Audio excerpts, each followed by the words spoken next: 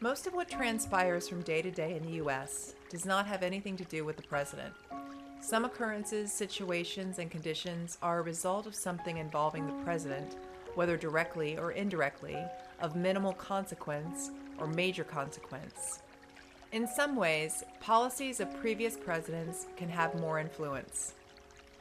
Too often, the president is either credited or blamed inaccurately, at times correlating to one's interests, objectives, bias, and ignorance. The president may make decisions, form policy, and get insight by dealing with differing and conflicting perspectives, interpretations, predictions, assessments, opinions, justifications, interests, purposes, effects, reactions, possibilities, risks, benefits, information, experience, advice. Most of what the president is responsible for has to be delegated. People can't always be responsible for the unexpected behavior of others, not even family members. Heads of government, businesses, organizations can't absolutely predict the behavior of numerous participants.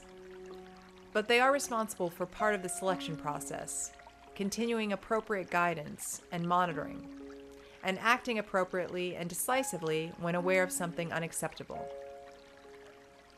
Serving as president can be very demanding, stressful, and detrimental to one's health. But due to the high importance of the office, it's imperative that the office holders be in good state of health. Humans cannot continue to function at an optimum level while sleep-deprived, stressed, and overwhelmed.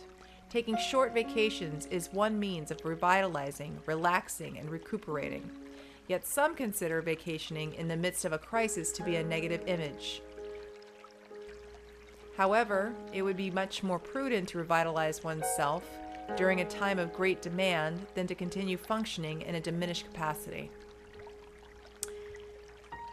If a country was dealing with widespread hunger and famine, it could appear noble for the leader to eat sparingly, as many others are forced to. But would it be better for the leader to spend time thinking about how hungry he is, or spending all the time working on solutions to the country's problems? Being a glutton would be a bad image, but prudent people would want their leaders healthy, comfortable, and capable of performing well.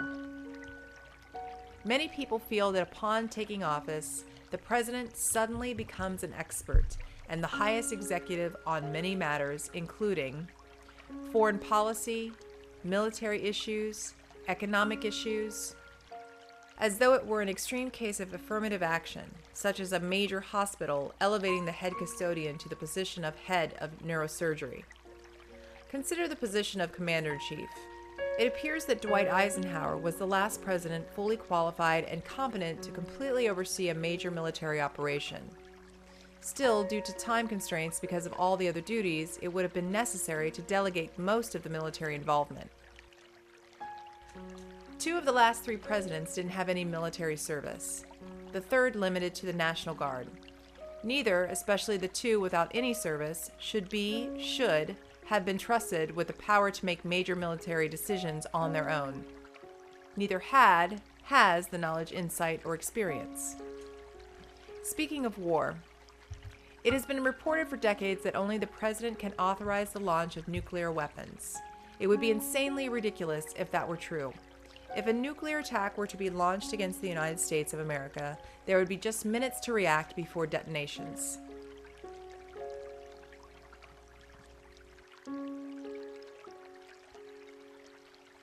What if the president was inebriated, was in the bathroom, had a stroke, heart attack, upon hearing news others in secession not immediately available, was difficult to awake from deep sleep, then lethargic, was incapacitated or killed by an attack while visiting a foreign country, even if it meant destroying an entire area of a city using bombs, missiles, or other devices, decides not to retaliate based on his newly acquired religious beliefs, gets sick, was under the influence of medication, misplaced, lost codes as reported that Clinton and Carter allegedly did. Would that simply mean the end? Of course not. There has to be a number of officials, under different circumstances, able to retaliate utilizing nuclear weapons. This would have to include a full retaliatory strike. There would be differences with a preemptive strike, but still the ability for others to carry out such action. By the way, regarding something else the president could get involved in. Although a superpower, the U.S. is behind even third world countries in one important aspect of everyday life for many.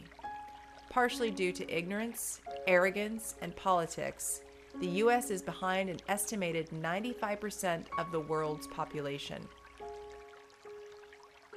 Illogical, counterproductive, and confusing, the only other countries in the category are Burma and Liberia. After decades of consideration and proposals, the U.S. has still not advanced to the level of the rest of the world. Most of people on this planet use the logical, easily understood, sensible metric system, SI or International System of Units, as their system of measurements.